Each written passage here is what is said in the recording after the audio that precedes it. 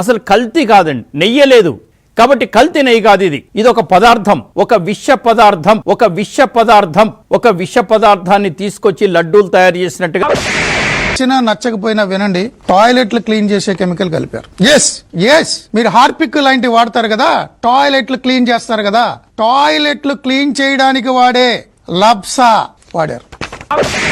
Chemical cocktail ఈ పార్టీలు అలాంటివి చేసుకునేటప్పుడు రకరకాల ఆల్కహాల్స్ డ్రింక్స్ కలిపి విస్కీ, రమ్, జిన్ను, ఓడకా ఇటువంటి రకరకాల 4-5 రకాలు కలిపి తయారు చేస్తారు. దాన్ని కాక్టైల్ అంటారు, ఆల్ మిక్స్.